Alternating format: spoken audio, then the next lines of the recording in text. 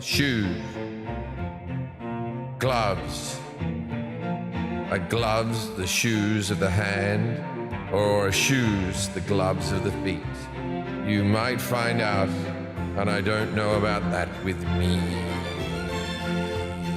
Gloves of the feet. There you go. What? I don't know. Good one. I tell you, so it's been a big week. Okay, got to advertise. It's going to be on Wheel of Fortune Thursday night. Yeah. On American television. Saw the brand. Yeah, you got Celebrity Wheel of Fortune. Celebrity Wheel of Fortune, not regular Wheel of Fortune. Celebrity Wheel of Fortune. And I tell you what, I can't tell you how the show goes, but I think I'm ready for regular. Not just celebrity. I think I could do the regular ones. You got to work out your spinning arm. Oh, fucking hell, that wheel is heavy. They've got extra rubber bands on it and shit, resisting it. Like, I know they want the spins because if they make it too loose, that extends the period of this. Right. Yeah. Someone's gone, the show's running too long. We're not getting through 3 puzzles. Someone fix this. Oh, I'll tighten up the wheel. Some guy's there with a rubber band and a ratchet, and he fucking tightens the wheel up. Hey, so I've read. Okay, so we've all been. Has everyone been following the trans woodshop worker from Canada with the enormous tits? A little bit. No, I don't even know what you're talking I about. think I sent you something. Yeah, you started me off on this rabbit hole. Earthquake posted it. The earthquake post. Oh no, I saw Earthquake's post about it. I was in Canada while it's all going on. It's all in the news, right? Anyway, and I think maybe we'll find this out by next week. You have a photo? Put up a photo of the trans because it's ridiculous, right? It's ridiculous. And then I think it's not even Canadian trans teacher. Oh, wow. Those are huge. Yeah. No, it's worth talking about, right? Right. He wears these prosthetic tits. And he wears a wig. Yeah, they're not real. They're not real boobs. Yeah. They're not like. Are you sure? No, but they're not like a surgery. And of course, the argument is that even if it was a real woman, if she was dressed like that, parents would have something to say. Nipples are out. Fucking, you'd have something to say. You'd go, all right, try to make a deal out of this, right? But so the Canadian school, because it's a trans issue, they don't want to get too involved. They're like, oh, we're sticking by. What city is it? Toronto. Yeah. It says Oakville. Oakville.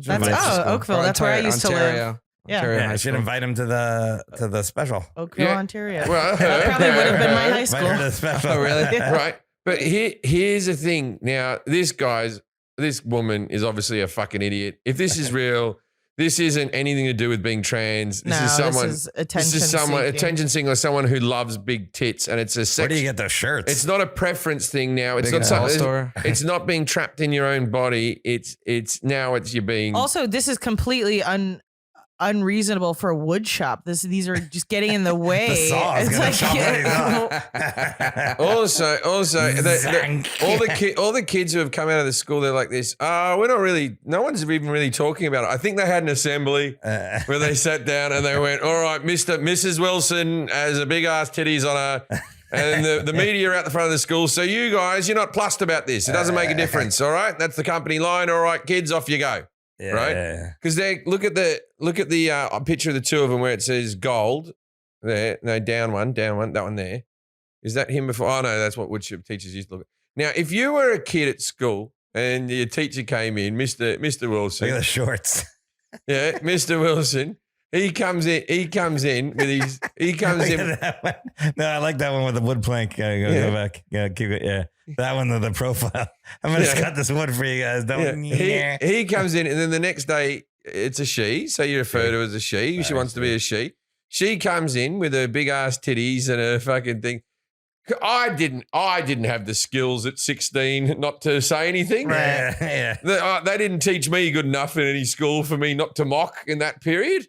It came in with the big fake titties like that, right? And these are very nice students. Yeah, I would have been like this. I go, so excuse me. For those of you listening at home, you should Google this. Oh, you have to Google it. You have to look this up. Canadian. Stop the podcast, rewind it, and then as we're talking about it, Google Canadian. Yeah, before you're judging, thinking we're being transphobic, Canadian trans woodshop teacher. Just to give you a little visual, the boobs are nowhere near the chest. Comical. Each boob is 2 basketballs.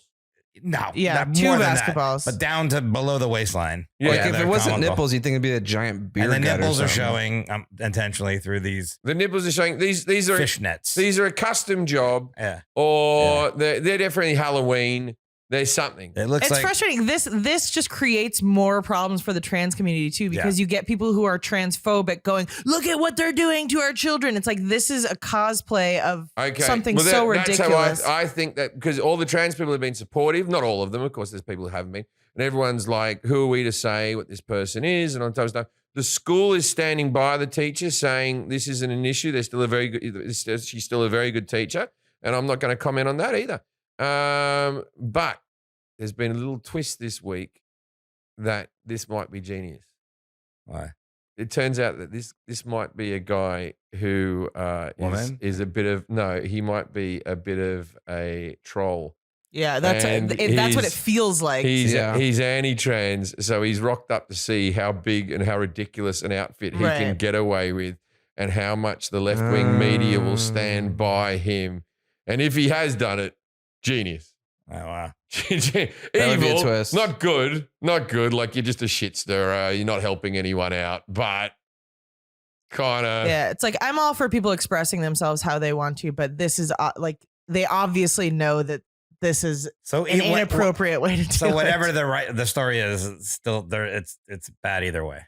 Yeah. Either way, but it's a bloke that's trying to Look, it is amazing because he must have sold it to the principal and everything, because he's just gone, nah, this is who I am, because the school released a statement saying we're standing by the teacher, right? Standing by the teacher. So they believed it at the school. So you got to give credit where credit's due. He made the world news by wearing fake-ass tits and telling us all this was what he was trapped in. Somewhere, Kevin James is like, fuck. This could have been my next movie. There's still a chance. It's like, why did I think of this? Oh, I'm trying to get the part in the biopic. If it's a real thing, it's a drama. The one those that I'm in. are really taut nipples. The nipples are amazing. They're also the shirts. Sharp. Yeah, you said big and tall, but that's like, it looks like it's like a tuna boat cast out a net and they're pulling in the hull. I mean, from far away, it just looks like a Santa belly. Like, or a shrimp boat, actually. Yeah, they're pulling it in and they're like getting all this stuff. It doesn't make sense. Well, either way, it's highly entertaining, and I can't look away. I've been following it now. I'm just like, this is mental. Either way, it's great that a bloke's just going, nah, I'm going to fucking, these trans people are pissing me off. So what I'm going to do is I'm going to wear some big whopping tits. And I bet you he went in the first day and he didn't get any attention. He's like, fuck, tits aren't big enough. Bigger. Unreal. Because he might have started, like, he has to go bigger. No one's noticed, because it all happened because one of the kids did a viral video on the sly. Because I mean, it'd be distracting to their education. Is the picture of the old man next to it? Is that who that was? That's what woodshop teachers used to look. This is just a stupid meme. Oh, gotcha. Okay. Yeah. I was like, wow, he looks younger. Yeah, that's wild. Bit of fun. All right. You're on tour. Sure. No, I am on tour. We're just about to record a new special in October 7th and 8th. You'll be in St. Louis, St. Louis, Missouri. There's still some tickets available for that. Nashville. There's still some tickets available for Nashville. Plus, we have a great opening band. The Doohickeys are going to be performing. No walk-in music. You don't have to pay extra for that, folks. You don't have to pay any extra. It's just happening.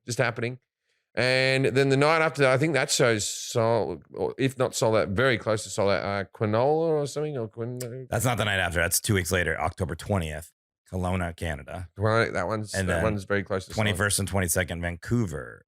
Both in those. One of them sold out. We added an extra show, so there's still tickets to the extra show. Okay, and then there's some makeup dates, I think, for Columbus and Pittsburgh, the 23rd and 28th. Pittsburgh, very close to show out, and there's still, I'm not going to lie to you, there's still plenty of tickets for Columbus. So if you want to come along to Columbus. When I thought I had COVID because I had a baby that had COVID and I had symptoms. But anyway, I'm coming. I'll be there. Columbus, Ohio, 27th and 28th, October 20th, yep, Pittsburgh. So go to jimjefferies.com. All the dates are on there, including the Toronto dates and all that stuff there. And then I'll be wearing my big fake ass titty. And Patreon. Our Patreon's still going. We just recorded an episode. So patreon.com/IDCat. Patreon, we talk about what happened on Wheel of Fortune. So if you watch Wheel of Fortune, look, just watch it. No spoilers. And you can follow us on Instagram at IDCat Podcast. IDCat Podcast. Ads. Oh, right. We're still talking. You're staring at boobs.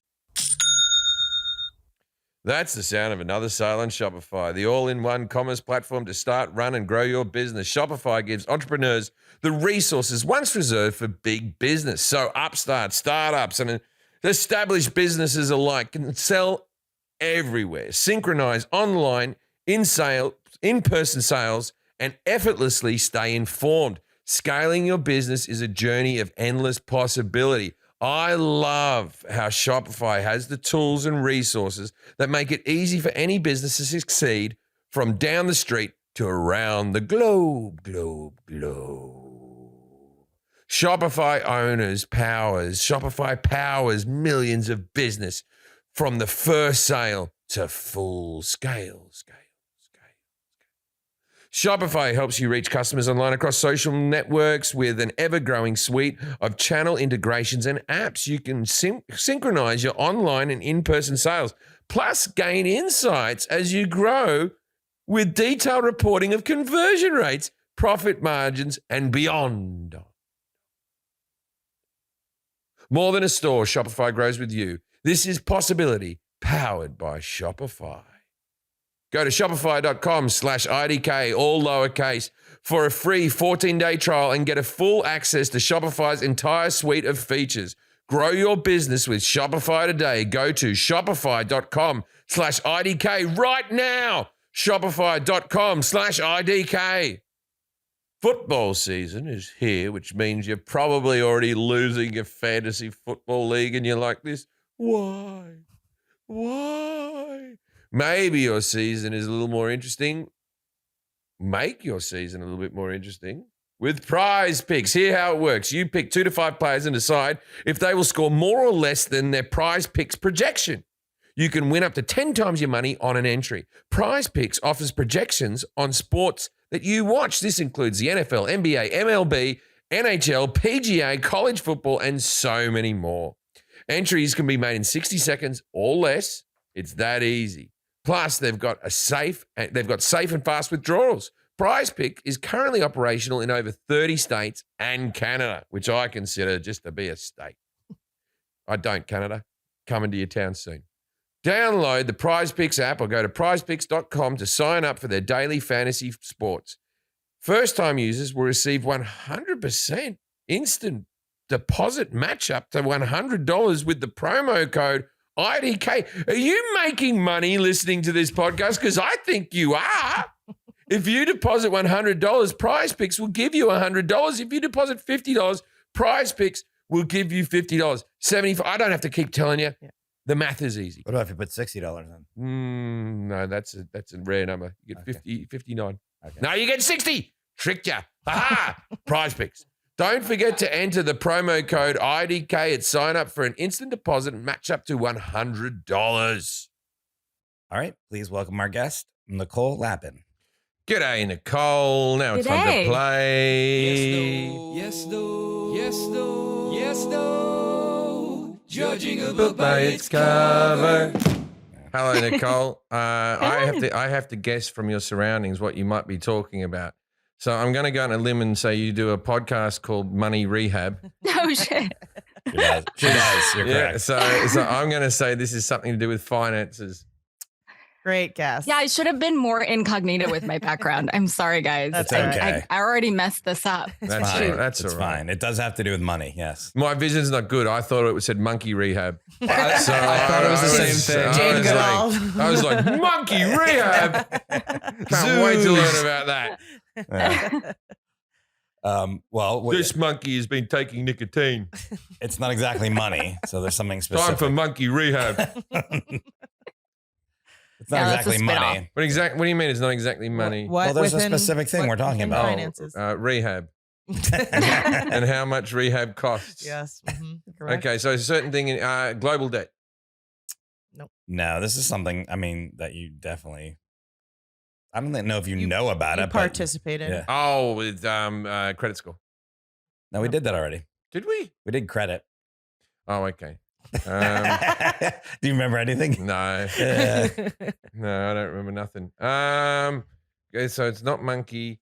It's not national debt. It's not credit score. Is it? How do you get a loan? Something that you invest in, but The stock market. Yeah. Okay. I don't know what's going on. Yeah. It's a hopeless bloody situation. It's down, it's up, oh, it's good. I got a guy who's like this. Every 7 years, you're going to double your money. And then I ring him back going, I'm not even close to doing that. I've been with you for 10 years. And then he just says this to me over and over. This is unprecedented times. Fucking hell. It was unprecedented times back when the bloody housing market collapsed. It was unprecedented times. It's a bloody shonky fucking business, the stock market. Anyway, it's good to have you here. Nicole Lapin is an award-winning financial journalist and television news anchor and businesswoman. She's also a New York Times bestselling author of multiple books, including Rich Bitch, Boss Bitch, Becoming Superwoman, and Miss Independent. She also hosts a #1 business podcast. Guess what it is, Jim? Rich Bitch. No, Money Rehab. I was Money so Rehab. close. I thought it was Rich Bitch from the book. No, Money Rehab. I have a book called Wealthy Bastard. And it's just about a guy who throws his money in everyone's face. I got more money than you. You're a bastard. That's because I'm the wealthy bastard. Our podcast is called Money Rehab. It's a daily podcast that breaks down the day's financial news in 10 minutes or less. And she's also the only woman at the very top of the business podcast charts. You can find her on Twitter at Nicole Lapin and IG at Nicole Lapin. That's Lapin, her last name. Thanks for being here, Nicole. How did you get involved in money? Well, I just bought this step and repeat and I called myself an expert and we're done. Perfect. I am actually the least likely person to be a money expert or know about money or talk about money or have my own money. I started as a poetry major. So if I could do it, anyone could do it. I didn't work at a bank. I didn't get my MBA. I grew up in an immigrant family where, we only used cash, didn't know anything about mortgages. The immigrants love the cash. Yeah, love the cash. I'm one myself. I'm an immigrant. Guy. I love that. Bloody, look at this. Look at this. Bloody, you got it on me. You wealthy bastard. Wealthy bastard. Wealthy bastard. I like cash. That's what the Colonel said once when he was doing his deals with Elvis. They go, why do you always like cash? And he goes, because if there was something better than cash, it would be called cash. He has a way with words. And he said it in a Dutch accent like Tom Hanks. Anyway, so you're a poetry major. So I started that way and then I needed a job. And so I was offered a job on the floor of the Chicago Merc in Chicago. I thought it was a mall, not actually the stock exchange in Chicago, but I was 18 and needed a job and didn't have a trust fund or didn't have anybody paying my bills. So I said yes. I faked it till I made it. And I was on the floor of the stock exchange reporting business news. And then not only did I speak the language, I spoke it to the world. And I realized that we just don't have a Rosetta Stone for this language growing up. And it's not that complicated. So then I went on to anchor on all these old rich white dude networks. And after a decade, I wanted to talk to my former self, that girl who was smiling and nodding and not joining basic money conversations. My boyfriend in high school said he wanted to be a hedge fund manager. I thought he wanted to be in gardening. So, and how did he turn out? What happened to that fella? He actually dumped me because what is wrong with this man? Because Poor I couldn't hang bastard. out with his Wall Street friends. Oh, he did about, go into money. Did go into money. Douchebag. But then fast forward, when I was anchoring on CNBC, his friends reached out. The perfect revenge. Oh, dang. That's right. Yes, we love that story. Yeah, I like that. I've never had anything like that happen to me. I thought when I get famous, you'll all come back and you'll want to know what I'm up to. Well, you changed your name, so it makes it hard. I told you I had the girl I lost my virginity to in an audience of one of my gigs, but because I changed my name to a stage name, she didn't know she was watching me. Isn't that crazy? Yeah. There you go. Nothing to do with money. Well, maybe you'll be better with money at the end of this podcast, Jim. I'm terrible with it. You're no good. I've seen you. You've got no idea. I've got the smallest idea. Nothing. And sometimes you look at me like, what are you doing? And I go, I don't know. I'm putting it in a jar. I always say that I need to get no lid. I need to get married to somebody that knows about money and then just let them. But I don't. That's not working out. Anyway. She's got dark quick here, didn't it? Sorry about that, Nicole. Forrest is going through some things. Aren't we all? maybe just find an accountant. I don't know. Okay, I'm going to ask Jim a series of questions about stocks, and at the end of those answers, those questions, you're going to grade him on his accuracy, 0 through 10. 10's the best. Kelly's going to grade him on his confidence. I'm going to grade him on, etc. We'll add all those scores together. If you score 21 through 30, stock car racer, pretty good. 11 through 20, stock boy. 0 through 10, stalker. That was a weak ending. Stalker? Stalk. It's not the same word. It was a play on word. You said it's a play on word. Okay, all right. I'll let it pass. These don't matter. None of these. He did it in my honor. It was a pun for the poetry major. Yeah, the poetry major didn't even smile when you said it. She was like, "Oh God." Thanks, Nicole. Thanks for backing me up. I got you. We're both going through dark times. We have to stick together. All right, Jim. What is a stock? This is okay. First of all, I want to say I got a guy who does this for me. Yeah. Right. I know about properties. I'm actually pretty good with money. I know how to build wealth and all that stuff. The stock market's not my forte, but I will give it my best go. The stock is when a company sells itself off to the public, and then the public can buy small portions of the company, and they're called stocks. And have ownership of the company. And as the stock market, because how many people want to buy the stocks versus how many people want to sell the stocks rely on the price of what the stock's going to be. So it can go up and down and side to side, and that's what a stock is. And it's owning a small part of a company, basically. What is an equity market? An equity market. I don't know any of these, by the way. I sound like Alex Trebek over here. Like I know what I'm talking about. Equity market is where you buy the stocks from. What is a bond? Yeah, I got some of them. I got loads of them. Yeah. I got tons of fucking bonds. Because I keep on getting told they're not doing well either. Normally they do very well, but they're not doing very well at the moment either. Oh, that doesn't make me feel better, but they're normally very reliable. You should buy more. A bond, I don't know, man. I fucking got tons of those fucking things as well. I watch them go up and down and fucking, how's me bonds doing? Ooh, no good. What is a derivative? Fucking once again. I like how Nicole says it's super easy. I don't know what any of this is. She's about to make it easy. Derivative. It's one of those comics that aren't very funny, and they're always like, the men say this. Those ones. Okay. Derivative. What is a security? Oh, fuck. Fucking, you buy the stocks, you hope it goes up. Buy low, sell high. Ooh, the fucking end. What is an index? It's where you see all the different stocks, NASDAQ. Okay, so the NASDAQ index and all that type of stuff, that's a group of different sort of stocks that are together. Yeah, okay. Here's one I've heard before. You got to know this one. What is the Dow and the S&P 500? What are those? The Dow Jones. Oh, it's fucking taking a plunge of late, hasn't it? What is it? It's not doing well. That's what I'll tell you what the color is red. I'll tell you what it isn't doing well. Yeah. What about the S&P 500? Oh, don't even get me started. And then fucking the NASDAQ. Fuck me. What is the NASDAQ? It's fucking shit right now. It's doing worse than the Dow Jones, man. I don't know what any of those are. I've heard of them. I just don't know what they are. No, they're groupings of things. Oh, look, I'll be honest with you. All my stock knowledge comes from the movie Trading Places. I realized this the other day when I was like putting this together, and I can see this is how bad it is. I put a lot of these questions together, and we always let our guests look at the stock. And I can see that Nicole went in here and changed all my questions. I judged it a little. Please, you did great. I'm glad that you did, because all of my knowledge comes from movies too, and I don't know anything. I have a lot of money in the stock market. Maybe a third of my wealth is in the stock market.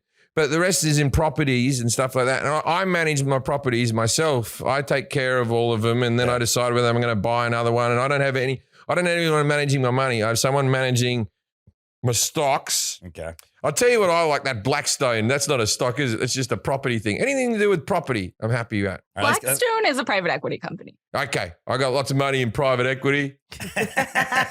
Private equity. I got that going. I'm crushing that, Nicole. They kill puppies. But my NASDAQ isn't what it Dow Jones should be. All right, let's keep going. We got a few more questions here. How many stocks are in the Dow? Oh, I remember it from the rhyme. 14 stocks in the Dow, except for the month of May. 14.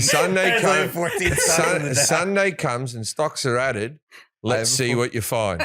I before E. So I would say 46. 46. Okay. Yeah. Here's one. I think I kind of knew this one, but what does a bull market mean? And what does a bear market mean? What are those? The bull market and the bear market. Yeah. See, I just tell my guy, just stop fucking losing money, man.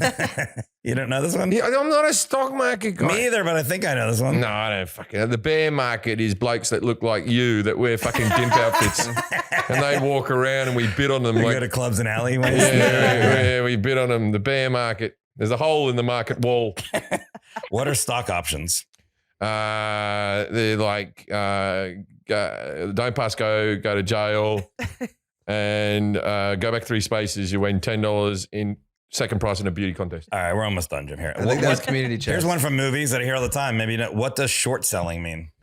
That's what the bloke in fucking Omaha likes to do. He short sales everything, right?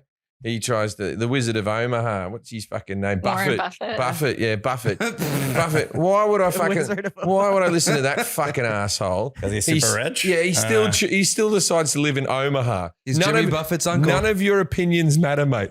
You decided to stay in Omaha. He knows how to make money. Yeah, I guess so. He does it right. I like him, actually. He gave a lot of his money away and he has Egg McMuffins for breakfast. Yeah, I watched the documentary. I watched that documentary. I watched it too. This is how I know all my stuff. What organization regulates the stock market? The government. That's good. Okay. They organize everything, man. And no, wait a minute. The answer for everything, God. How many major crashes of the stock market can you name? The Great Depression. Mm-hmm. Which is a big stock market. I remember hearing that Groucho Marx lost a lot of his money. Mm-hmm. That bloke who lost everyone the money in New York, who played with about Madoff. He made off with a lot of money and then lost it, didn't he? So Madoff. No, I'm going to say, okay, so we just had a stock market crash. At the moment, I know that it's a small crash going on, but how big a crash do you want? Major crashes where they're jumping off the buildings? I don't know. That was something in the 80s. I remember seeing something to do with Leonardo DiCaprio, and that was all. Wolf of Wall Street. Yeah, that was all like penny stocks. I know what a penny stock is. Doesn't sound like it. Yeah. Okay. What is arbitrage trading? Now I look like a moron. This podcast was never intended to be like this. I think that's exactly what it was intended. Totally the concept of this podcast. There's 3 more questions. Okay. What is arbitrage trading? I don't know, Forrest. Shut up. I don't know any of these either. What does EBITDA stand for? Next question or? Edible. EBITDA. Edible. EBITDA. Okay, give me letters. E-B. Just give me one at a time. E. Edible. B. Balls. I. In. T. Tits. D. Dicks. A. You said like that was the last word. Ass. Okay. Cool. These are the things that sell, baby. These are the things that sell. This is where money's made in our world. Last question. Most expensive share on the market currently? I know Tesla's very high at the moment. I know Apple's always a very high one, but I know that like when I bought Amazon, it was like 3,000 or something like that at one stage, 3,500 or something like that. So I'm going to say Amazon. What do you think the price is of the highest, most expensive stock like right now? $4,000 or something, but I might be wrong. Is there something with stocks that are like 50 grand a stock or something? Is it? It'll be like Rio Tinto or something like that. It'll be something to do with like gold mining.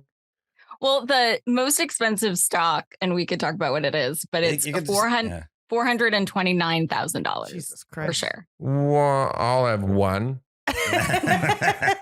You can talk about it now. It's fine. What is it? What is it? It's actually Berkshire Hathaway, the A shares. So Berkshire is the company of Warren Buffett, the guy in Omaha. All right, Warren Buffett. Yeah, so it's his company, and so we're buying shares and him buying shares. Essentially, this is silly. Wow. Inception. 429,000. That's wild. Is that 429,000, and then there's a big dip after that. Is that a good investment? Yeah.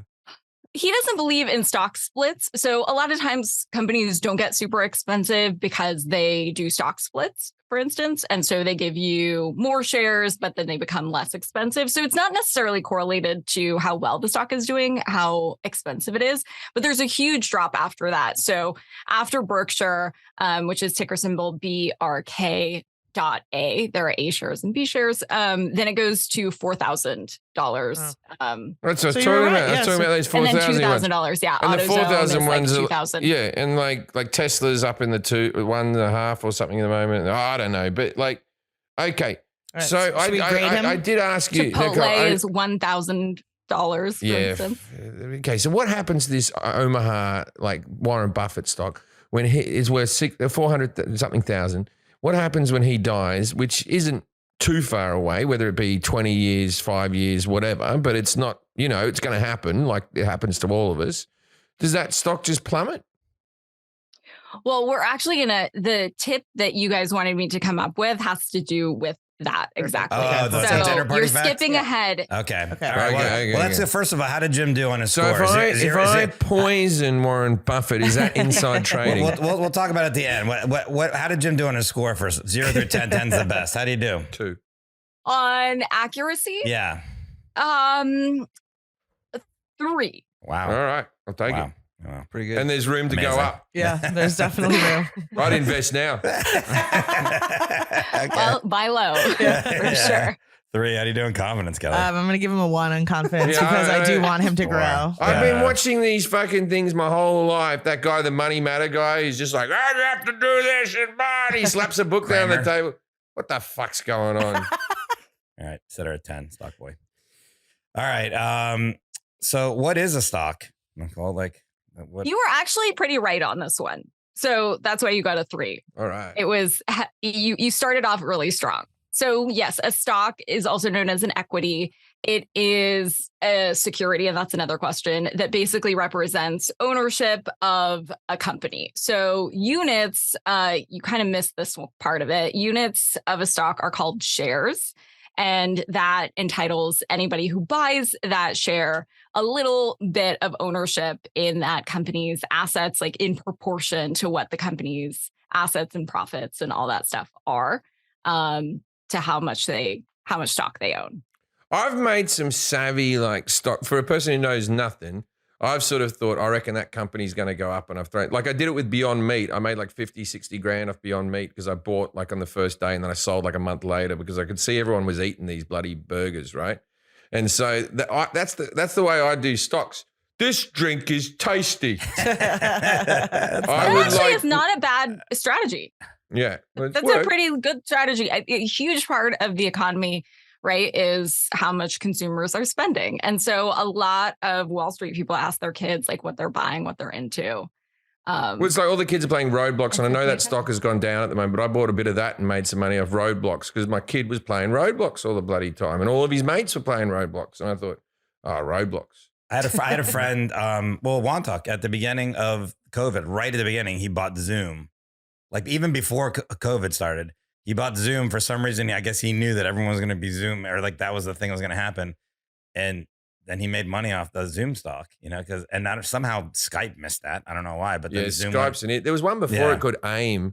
That, like, how are you stuffing this up, man? Yeah. And Zoom just took off during COVID, obviously. I remember because I got a Yahoo email account when I was first getting email, and then someone was like, "No, Hotmail is the only one. If you're not on Hotmail," and I was like, "I don't like this one." Yeah. Hotmail's gone. Gmail. I was proven right. But wait, so when you say like you own a little piece of the company, that's another thing in movies I always see where they're like, I'm just going to reference Dodgeball. Because at the end of Dodgeball, like they own the great Wall Street movie of our time. They own Globo Gym at the end. He's bought the stocks of Globo Gym. It's gone for no, but they're always like they own the company. Is that they don't really own the company, right? If you own most of the shares, you own the company. Is that real or is that I don't know. It's correlated to the percentage that you would own. So if you buy one share of Tesla, you technically own Tesla, but you're not going to have a lot of power in that. Yeah, you're not on the board. You can't make decisions. But my son always freaks out because we'll be driving by something and I'll go, oh, yeah, I own a bit of that. He'll open because I own a lot of Apple, right? And he's there and I go, when he opens his computer, I go, hey, I own a bit of Apple. But now my son thinks I shouldn't have told him because he's been telling other kids that I own Apple, which is true, but not true. Right. And like it's hard to explain stocks to me and shares to me. Really hard for me, the moron. The trickle down effect is not working. To tell the 9-year-old what's going on. Oh, well, you can listen to this podcast. Yeah, I'll figure it out. But like the Green Bay Packers, those fans are really fanatical, and that's a publicly traded company. Oh, yeah. That's right. Yeah, they're owned by the team. Yeah, they're owned by the town. Yeah. Yeah, I've never been to Green Bay proper. I played next to it. Oh, I've been to Green Bay. Yeah. Yep. Have your team. Okay. What is an equity market? Jim says it's where you buy the stocks from. Yeah. So essentially an equity is a stock. So when you hear headlines that equity markets are crashing, that just is fancy verbiage or jargon for the stock market. The difference, though, is that stocks can be issued in public markets or private markets, depending on the type of stock that you're trading. So most equity markets would be the stock exchange, like the New York Stock Exchange, but it could also be like a private venue. So public versus private equity markets. If movies have led me to believe anything, so everyone yelling on the buy, sell, and they're waving the bits of paper. I'm sure it's done differently now. They can't be still doing that, right? They still do that? No. No, okay. So they do like as a backdrop for some of these business networks, but the open outcry trading stuff that you see in movies is not really a thing anymore. But it seems like it's a job that everyone either bloody gets really upset or on cocaine. Everyone seems to be like, you know what I mean? Like that's how movies depict it. Heart attacks, everyone's like stressed out and all this type of stuff. It doesn't seem like fun. Is that not true? Or are there chill people in that business? I mean, everybody has fun a different way. But those are like traders who are filling orders. And a lot of that stuff is done by computers right now. Right. Can I still buy pork belly and orange juice? Yes, those are commodities. All right. Yeah. I see. That's what they trade at the Merc where I started. That's what I go like this. I'll go like this. I'm not going to buy orange juice this year. It was a long winter. Still trading places you're going off of? Yeah. Yeah. What other fucking film do you know? So what's the difference between a commodity? Is a commodity not a stock? Commodities are orange juice and pork belly. That's actually right. Forrest, name me two other commodities. Chicken. It's coffee. Coffee's one, right? Yeah, gold, silver. Gold, silver, copper, bronze, soybean. But isn't the gold's tanking at the moment as well? Gold always. I heard that gold's tanking because Bitcoin's tanking, and people normally bought gold have bought Bitcoin or something like that. It all feels like a lot of rubbish, right? Do you ever like? Okay, I know this is your job and everything like that. I'm not trying to shit on it or anything like that because you're obviously a lot better at this than I am. But do you ever sometimes just roll your eyes and go, what's this all about? Yeah, totally. I mean, it's crazy because you can do all of this analysis, right? And then you'll have this, what they call a black swan event where the shit hits the fan somewhere, some terroristic attack, or, you know, the world crumbles in one way or another. And then it's like all out the window. So markets are, bananas. When's the stock market going to pick up? Because I've lost a lot of money in the last year or so. So when's that going to turn around? That's the $1 million question, right? Yeah, if I knew that question, I would not be on this podcast. I'd be on a beach. Well, you know the question. I just need the answer, really. Well, couldn't you just do this podcast on a beach? Yeah, do it on a beach. That's also true. Yeah, it's a podcast. No one knows where you're TJ at. Lavin do it from an ice cream shop. Yeah, you'd be so rich you have Wi-Fi on your beach. What is a bond? Jim's got loads of them. He doesn't know what they are. Yeah, I don't know what's going on. I got shit tons. Pages. So a bond is also referred to as a fixed income investment. A bond is essentially an IOU. So the most common bonds that you'll hear about being traded are treasury bonds, and those are bonds that are issued by the government. So it's essentially an IOU. A company or a government wants to do something, build a bridge, expand, whatever. They need money to do that. So they issue bonds or debt. And then in exchange for that, they give you your principal back, so the amount you lended to them, and then some. So some of that fixed interest payment or interest on the top. We're loaning money to the government when we do that. So that's like when you go buy war bonds during the war. They're always like, every movie's like, make sure you buy some war bonds. Are those still a thing? Well, we're not in a war. We're always in a war as America. Right now. We're always somewhere where we're plotting. Yeah. I will say that I bonds are awesome right now. So those are inflation bonds, I standing for inflation. And Series I bonds are right now getting 9.52% annualized because inflation is so crazy. And that's it. That's a really legit return. So you can invest $50,000 to $10,000. So if you have some extra money, it doesn't need to be a lot, but I bonds, you go and get those at treasurydirect.gov. All right, I'll get some I-bonds. 9%. Wow. Yeah, it's a lot. That is a lot. Inflation's 8%. I'd be happy if the stock market was giving me 9%. I'd be over the moon right now. What is a derivative? Jim said something about a comedian. Yeah, you know those ones. Is that what you talk about? So a derivative in the financial world is not an asset, but some variation of that asset that would include options, futures contracts, which you'll often see with commodities like orange juice futures and things like that. So it's not the actual asset itself. So like a futures contract on orange juice would be the option to buy it at a future date. So it's not actually the orange juice. It's another product that's based on it. Okay, so I kind of get the gist of what's going on. And as I said, you can get on a Robinhood app and I can have a little bit of a go at it myself. And I got a bloke who does it and all this stuff. Okay, it's of course it's very complicated. You're talking about all these different things and bonds and the orange juice and the stocks and a bit of bloody Warren Buffett thing. Who and when was this invented? Like, when did we go from just you put your money in the bank and the thing, and then it's like, would you want to own a small bit of a company? Has this been around for hundreds of years, or is this something that we sort of invented when? 17th century. So that was the Dutch East India Company where that essentially started. And that then morphed into the New York Stock Exchange and whatnot. So I would say around the 1600s. So it was one company that was like, would you like to own a small portion of our company and we'll give you dividends? Is that how it just started? Yeah. And what did they do?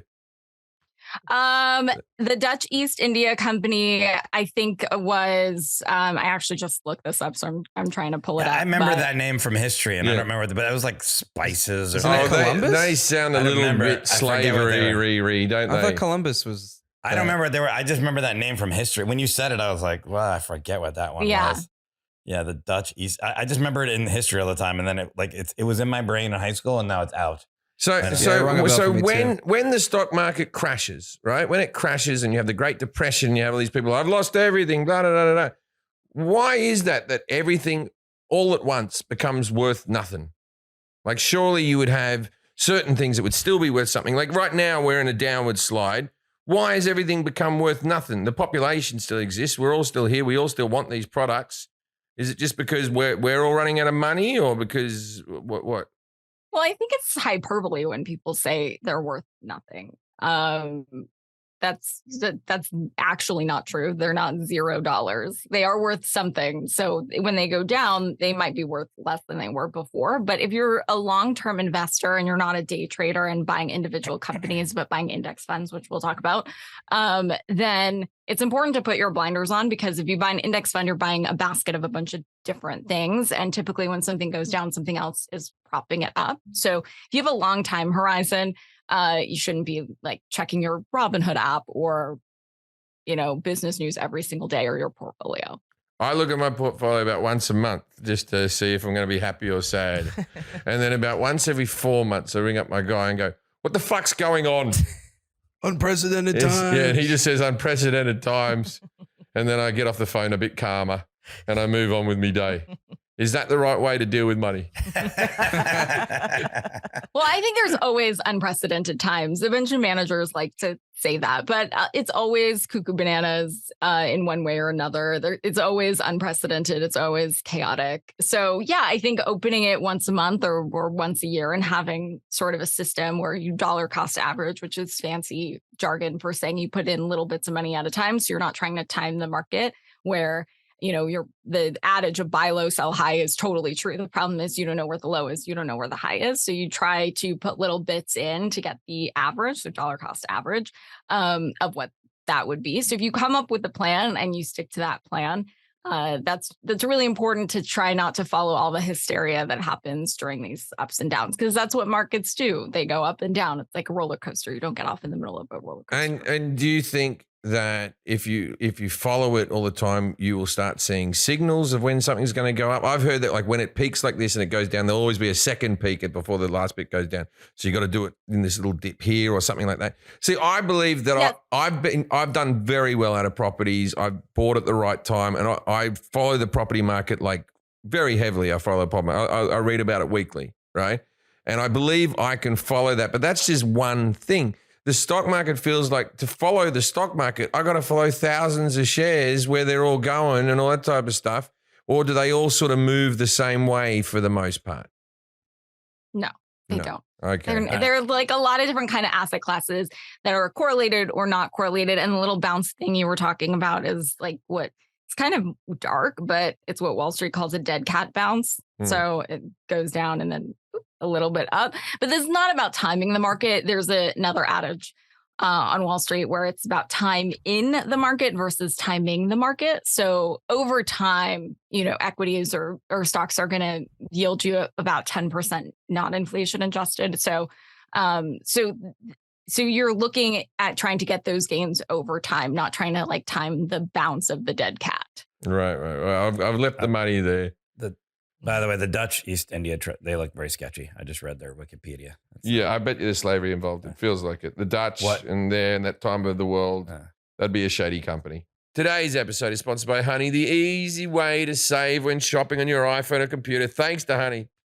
Manually searching for codes is a thing of the past. Remember people used to cut them out of magazines like idiots, morons. Honey is the free shopping tool that scours the internet for promo codes and applies it to the best one it finds for your cart. Imagine you're shopping at one of your favorite stores. That's right, Jenny, driving in the Honda right now. I know you, the polka dot shop. You're buying stuff from there all the time. Well, you're being ripped off. You look like a mug. People are laughing at you. This time, when you go to checkout, the Honey button appears and all you have to do is click apply coupons. Wait a few seconds as Honey scours for coupons it can find for that site. If Honey finds a working coupon, which it always seems to, you'll watch the prices drop. Honey has saved me tons of money without me having to do any extra effort, and all I had to do was download an extension. Honey doesn't just work on your desktop, it works on your iPhone too. Just activate it on Safari on your phone and save on the go.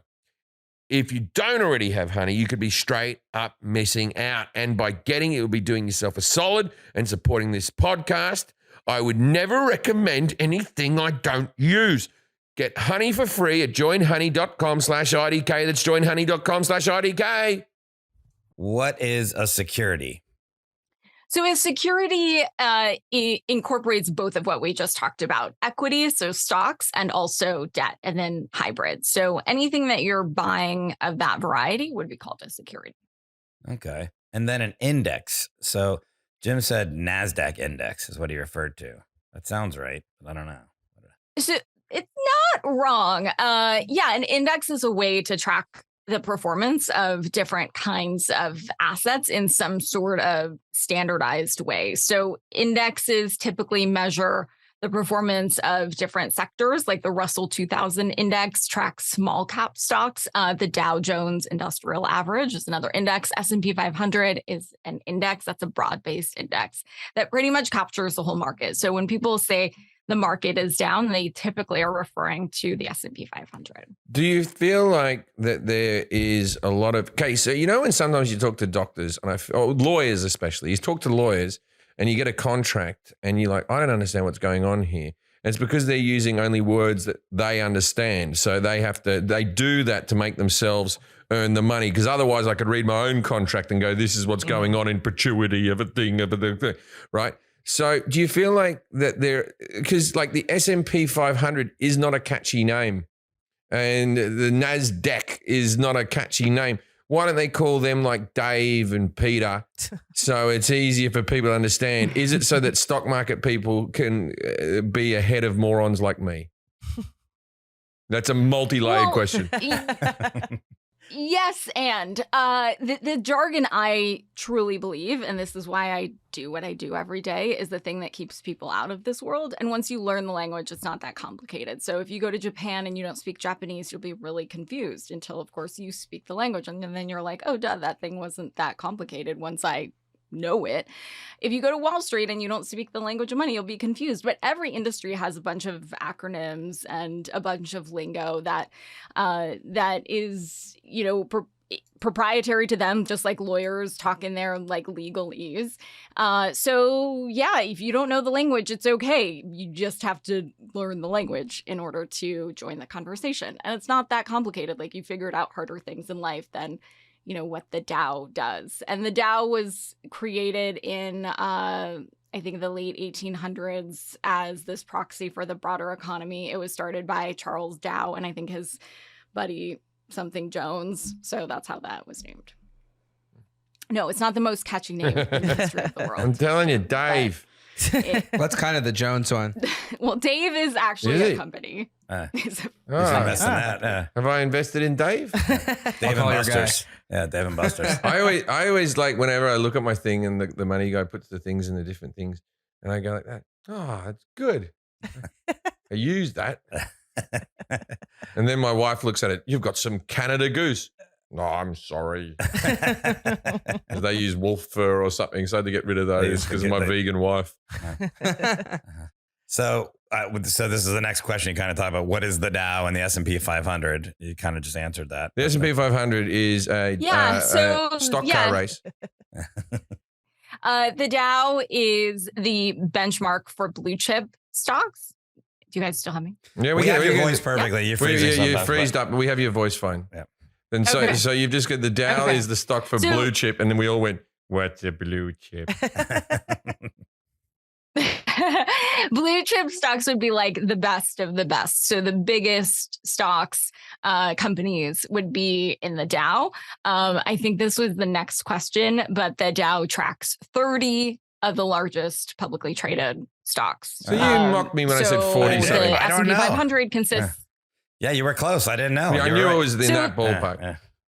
Well, then obviously the S&P 500 consists of 500 companies. Fun fact, they issue a total of 505 stocks because some companies like Berkshire Hathaway, which we've already talked about, issue different classes of shares. Anyway, there are some rules around the index. So if a company is sucking, they get booted out of the index, which is why, for newbie investors specifically, it's better to invest in indices, tomato, than just buying individual stocks, because then you have like essentially a little piece of all of these companies. And when one goes down, something else is propping it up.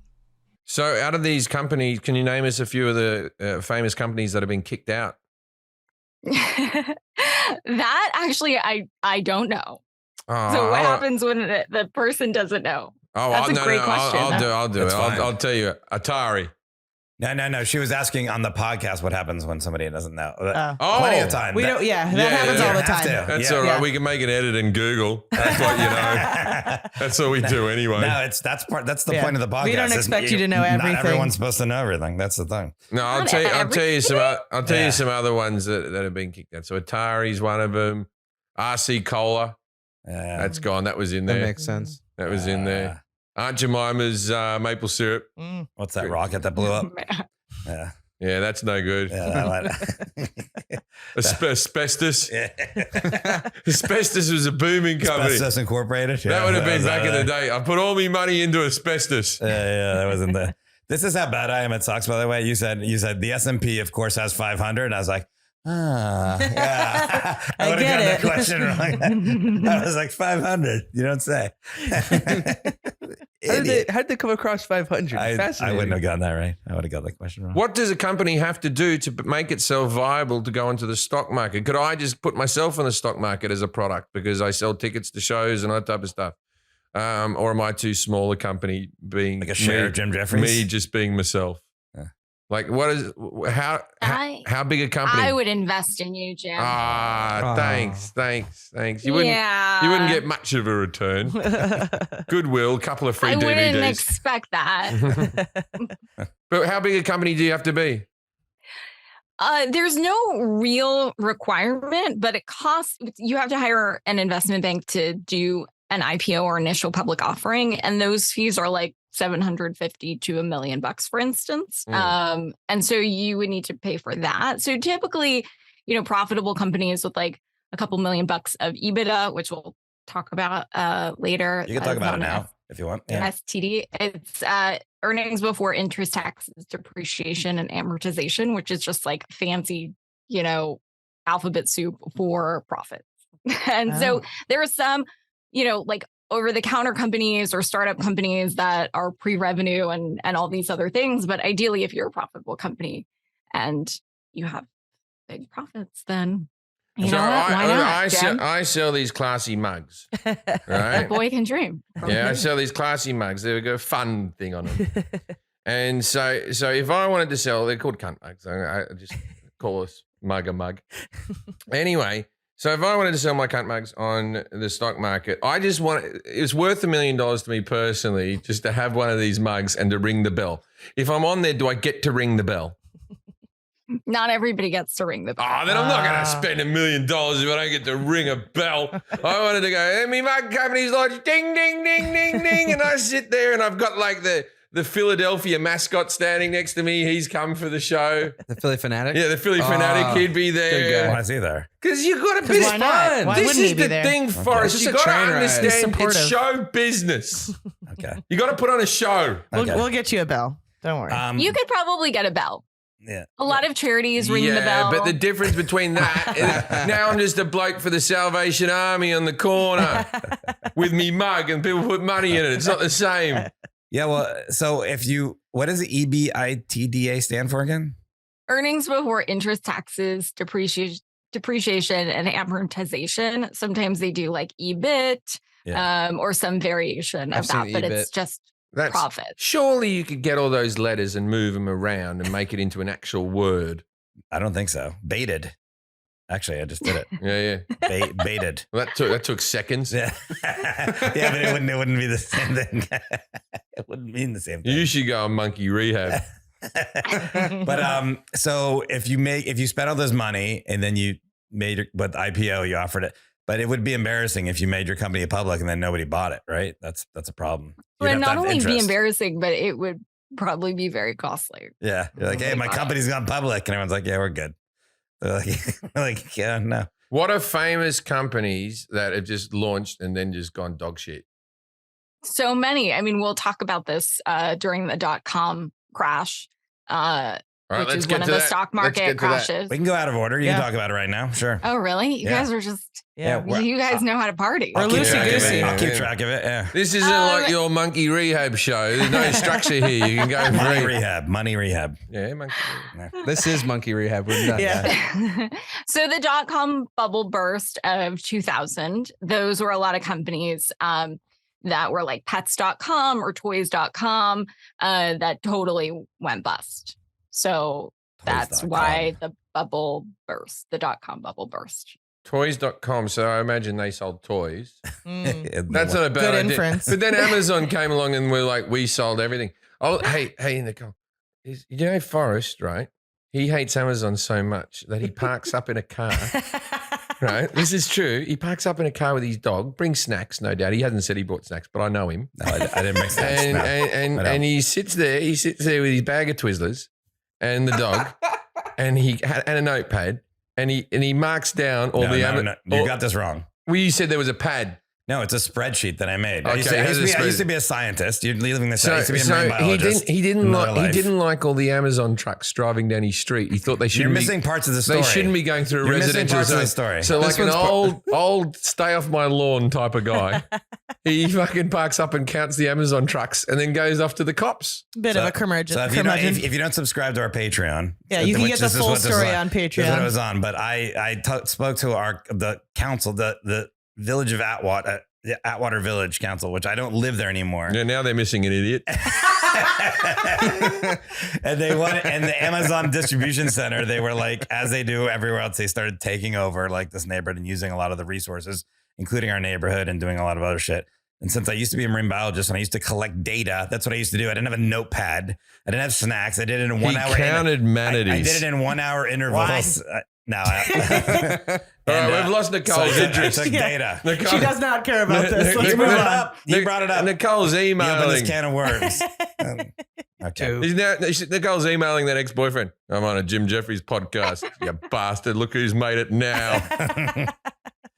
That's right. Let's get back into it. What does a bull market mean? And a bear market mean?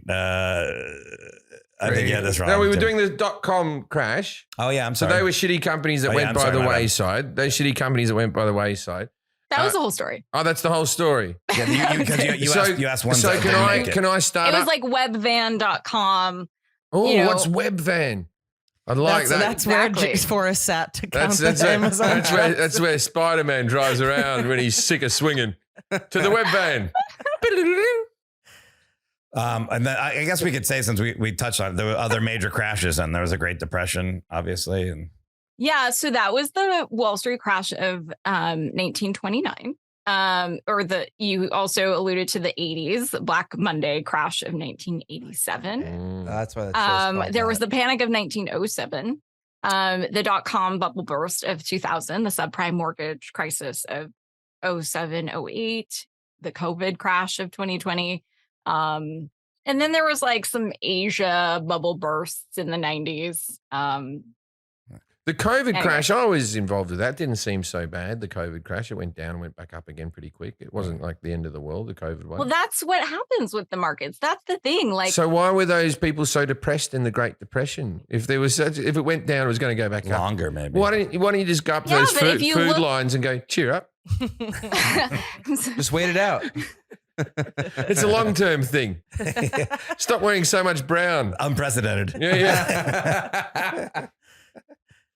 Well, the panic of 07. In the history of the United States, we've never not recovered from a single recession or depression in U.S. history. So, I get a lot of slips into my DMs. Like, these are the fun, sexy kind of DM slips I get. I know you're very jealous. You're about to get some bad ones now. You bloody, what did you?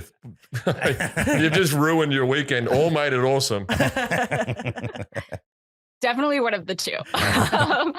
So yeah, people ask me like, should I sell? So when the COVID crash was happening, should I sell everything? And, that's the impetus to do it, because it's kind of like groupthink and you think it's never going to come back, but it does. What does a bull market mean and a bear market mean? Jim didn't have this right. I did. The bear market is large, hairy homosexuals, and the bull market is large homosexuals. Is it all? It's not all homosexual based. What happens? So bulls, think of like bulls charging ahead. So bull markets are good. That's when the market is up. So the most common definition of a bull market is when stock prices are 20% above their recent lows. And then the bear market, if you kind of like have this visualization of a bear hibernating, bear markets are bad. And so it would be the flip side. when stocks are below, down 20% from more recent highs. So are we in a bear market right now? Yes. Okay, and a bull market. Why don't you call it a monkey market? Because they climb. Wow. Yeah. No, that's good. Wow. Thanks. Yeah. Please clip that out for the yeah. You know what I'm I was glad we confused. had this talk. You know what always confused me about the bear and the bull? It's like a bear is still aggressive though. Because I always think of a bear as like if you see a bear, it could kill you, and their bear's sleeping. Yeah, that makes more sense. But yeah, but you can also Bulls can also sleep. think of it as bear, BARE, and your bank account would be bear. Smart. I like the bear hibernating. Yeah, I like it. What are And the stock bear options? rug market is when the market's dead. Yep. What are stock options? What are stock options? Jim, I don't remember what you said for this. I'm sure you said Don't pass go. It was a Monopoly Go to jail, reference. Go back for yeah, spaces. okay. Never mind. I did a lot of Scrabble references. When I don't give you Jim's answer, you don't even Got need it. it. Trust me. It had nothing to do with it. Yeah, it couldn't have been farther from call options or put options. So, options give investors the right to buy or sell at a later date and at a agreed upon price. So there are two types of options: put options, which essentially bet that a stock is going to fall, or call options, which is a bet that the stock is going to rise. So call options give you the right, but not the obligation necessarily, to buy something at a stated price within a certain time later on. And then put options are the opposite. So they give you the right to sell an asset versus buy the asset at some sort of price within some sort of time. So if you were talking to people who are still listening to this podcast now, these are people who are like me, who don't quite know what the stock market is. So if you were talking to a young person or even an old person who is thinking of investing for the first time in the stock market, what tip would you give them? Not like a stock tip, but like, be conservative in this field or whatever. What would be someone entering into the stock market? What would you tell them? I would say start now, because you take advantage of this beautiful, amazing force of compound interest, which has typically been used against us with credit card debt. We've seen how that can snowball out of control, right? So what the stock market does, or what investing does, is take that very same force and you use it in your favor to make your money grow for you. So literally making money while you're sleeping. And you want to at least make 3%, because typically over time, while inflation is really high right now, it's 3% historically. So at least you want to make that. Otherwise, you're actually losing money, because your money is going to buy you less things tomorrow than it did yesterday, which is what essentially inflation Do you is. consider the stock market to be gambling? I don't consider it gambling in the way that people say it, because I would suggest to any person just starting out, young person that you mentioned, or anyone, you're never as young as you are today, right? So today is as good a day as any. A lot of people say they're too old to start. They don't have enough money to start. That's bullshit. Those are just stories you tell yourself. I would not buy individual stocks, though. If I'm starting out, I would buy index funds and chill. What does short selling mean? I do have a mug that says index funds and chill. Ooh, I have index funds and I'm chilling. Yeah. I'm paying Jack too much. I always am reminded of this all the time. Sitting around with these index funds. I know, I don't even know. This still, okay.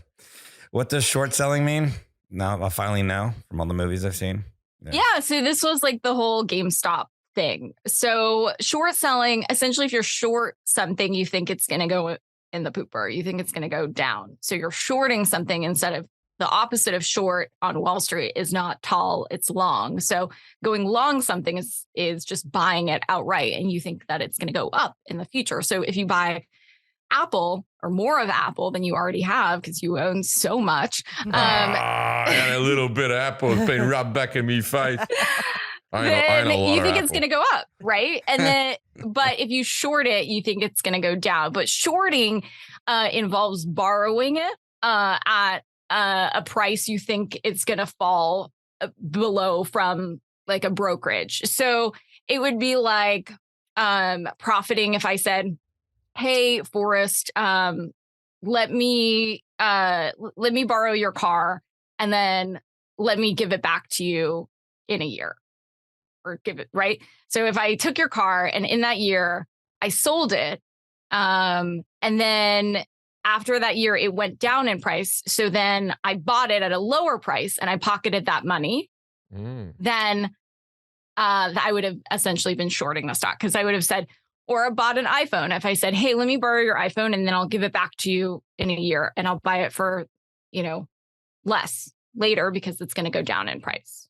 So how do you do that in the apps and all that type of stuff? How do you buy it for then sell it in the shorter? Who's offering to loan me the car? Is that illegal though? Can I have Forrest's car? It's not illegal. I really don't recommend this to any newbie investors, but yeah, you essentially do it from whatever brokerage. So the difference between a bank and a brokerage is, where you buy and sell securities, which we talked about before. So that would be like Charles Schwab or E-Trade or Fidelity or Vanguard compared to, the regular banks like Bank of America and whatnot. How do you protect yourself against a Bernie Madoff or an Enron type of situation? Like if you have a person, every time I've had someone who dealt stocks with me, I'm like, they're just sending me bits of paper with numbers on it. Like how do I know categorically that those numbers are correct and I'm not being screwed over? So the secret on Wall Street is that a lot of managers will tell you they can beat the market. And very few fund managers actually do, which is why my recommendation is typically to buy low-cost S&P 500 index fund. So that would be through like an ETF, which is an exchange-traded fund of the S&P 500. Because when they're talking about beating the market, remember we talked about this earlier, that the S&P 500 is kind of the proxy for the market. So I would just buy the market if it's really hard to beat the market. But then people want this get rich quick thing. So they buy into, salespeople that can tell them they're going to do better than that, which is not typically the case. Do you ever buy stupid shit in the same way that you can find like lung cancer doctors who smoke? You know what I mean? Like, you know when you meet a doctor who smokes. Walks barefoot? Yeah, you know what I mean? Like if you ever buy stupid shit and you think to yourself, oh, I hope the people at Monkey Matters don't know about this. TBD, like some of the stupid shit, we don't know if it's stupid shit when I actually sell it. The only 2 days that matter are the day that you buy and the day you sell something, and everything in between is just noise. So yeah, have I done stupid shit? Yeah, in all of my books, I talk about all the ways I messed up with my financial life and got into debt and got out of it and said stupid things and did stupid things. Was buying a Yasiel Puig rookie card for $100 a bad investment? Oh no! Did you? I did. Yeah, not $100 anymore. I thought he was going to be the shit. Now he's playing in the Mexican League, and I still look at that card like it'll come back. He's coming back. What organization regulates the stock market? Is it NASDAQ Jesus? No. It is not NASDAQ Jesus, although that sounds awesome. It's the SEC, which is not the Southeastern Conference, but the Securities and Exchange Commission. SEC, yeah. I have an ex-girlfriend. She is a FINRA attorney. They're all exes. Yeah. Sounds like she knows how to party. It actually does, but yeah, But FINRA also it has oversight in other kinds of markets, like derivatives markets and things like that. Yeah, I know about that a little, so I do know something. Just because, yeah, when I was dating her, she was taking the bar, and now I know what she does, and now I kind of know what she does. I invested in a lot of cocaine back early on in the day, trying to prop the market up in the hope that it would become legal like weed did. Will that happen? Will your investment pay off? Because it's the only reason I know. Gone though. You don't have it anymore. I've used out the investment. Drugs are the only reason I know measurements. Well, there is a big, market for psychedelics and companies that are doing psychedelics for therapeutic services, especially like in Canada. There's, I think, a publicly traded company that does that. Mushrooms. And, obviously, mushrooms and MDMA and all of that. So if you think that the United States is going to go in that direction, then that. I think we should do that. Yeah, I'm starting ketamine therapy soon. Let's invade. Mushrooms and ketamine. Let's invest out of a pool of all of our money together, like some old, people who have a lotto pool, into some mushrooms and get mushroom rich together. Okay. Yeah, I like it. Yeah. Okay. All right, find us $1,000, Jack, out of the budget of the podcast, and we'll put it into mushrooms. Yeah, mushrooms and ketamine. Got it. Figured it out. Mushroom index. Okay. What is arbitrage trading? And I would be short ketamine. I had a terrible ketamine experience, but this is for another time. Wait. Was it therapy or just at a club? Yeah. It was therapy. Okay. I did not love it. Was the club called therapy? Actually, not a bad name for it. I've only done it like with friends and in a nightclub. I'll tell you what ketamine is. I did it once with a whole heap of friends, and one of the friends is very, very famous now, but he wasn't back then. Anyway, so we did ketamine. Joe Biden. And I remember like seeing everyone passed out on the ground in this living room type of stuff. And then you're like, oh, right. It's like it relaxes you. It's not. It's like it's for horses. It makes you feel like you're the Tin Man. Like you're rusted, like you're a rusty metallic horse that's like, I'd like to move and I'm putting every bit of energy into it, but this is just causing me pain to lay still. Frustrating drug, the ketamine. Jack, just mushrooms. Let's just invest in mushrooms, Jack. Yeah, I had a party in my at this house once, and I come in my room. There's all these people spread out on the floor. I go, what's going on there? We all did K. Why? Oh no! Right, they're there for hours. We'll just do mushrooms, guys. This house smells like Jeffrey Dahmer's apartment. All right. How do you know what that smells like? I asked Jim what is arbitrage trading. He said, "I don't know, Forrest. Shut up." That's what he said. Yeah, that's what I said. Stand by my answer. Okay. I don't know, Forrest. Shut up. So nice. I do. So arbitrage is exploiting little differences in prices to make a profit. So if there's like a market inefficiency, let's say, the mushroom company is trading for $20 on the New York Stock Exchange, and at the very same time, it's trading for $25. I'm making this up, obviously, on the London Stock Exchange, then you could buy the stock on the New York Stock Exchange for $20 and immediately sell the same mushroom stock on the London Stock Exchange, let's say for $25, and then you would earn that profit of $5, which would be the arbitrage. All right. What happens if a company decides it doesn't want to be in the stock market anymore? Does it pay out its people and call it a day, or what happens there? Yeah, you could buy back your shares. Or you could go bankrupt. And Well, it looks like we got all the right. If a company goes bankrupt, does that mean that I've lost all my shares if they just call it a quits? Yeah. Because I got a lot of shares in Prince Andrew right now. Oh my God. Okay. We've answered all the other questions. We skipped around. We got all the other questions. So now's a part of the show called Dinner Party Facts. We ask our guests to give us some fact, obscure, interesting that our audience can use to impress people, like at a dinner party, a bar, or something. What do you got for us, Nicole? So we've alluded to this before. Our friend Warren Buffett, while he does live in Omaha, he is still considered one of the greatest investors of our time. He put these financial instructions in his own will for his wife, which I always think is really interesting. And it's some of the advice that I've already given you. Invest 90% of the money in very low cost S&P 500 index funds, like Vanguard index funds, which is really interesting because, like I said before, he knows that it's hard to beat the market. And so that's what he's doing with his own money and telling his wife to do. Oh, so that's why Jim, that was a question you asked. Like if he dies, then his company's worthless, but it won't be worthless because all his money will be, or he won't be worth. I don't know. His wife's getting it. Yes, his wife is getting it. But he had two wives for a while, didn't he? He was rocking around with two women. I saw the documentary. It wasn't his wife. It was his neighbor. It was a non-sexual relationship. She just he's made him dinner. married to her now. Oh, is he? That's when he's married to her. His other wife passed away, sadly. Yeah, okay. She moved to San Francisco, but for a while he had the two wives going on. Yeah. Which is a woman who worked in a diner. I'm all for the Buffett, man. Yeah. Yeah, good on you, mate. Okay. For the company, no, I don't think that when our friend Warren dies, that it's going to go from $429,000 to $1,000. There's definitely a whole demon succession plan and all sorts of stuff. All right. Well, Nicole's podcast is called Money Rehab. It's a daily podcast. 10 minutes or less, right? It says you break down the day's financial news in 10 minutes or less. Is that true? I try. Yeah.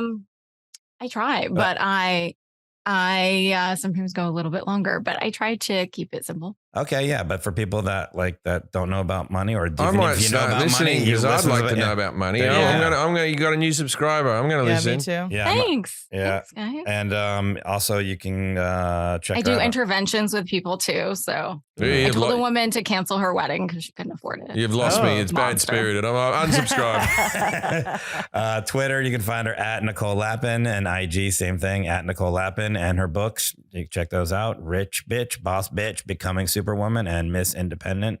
Thanks for being here, Nicole. Thanks, guys. Yeah, thanks. Thanks for being here, Nicole. We had a wonderful time. We all learned some things, ladies and gentlemen. If you're ever at a party and someone walks up to you and they go, "Oh God, me Nasdaq's hurting," go, "Well, I don't know about that," and walk away. What? Good night, Australia.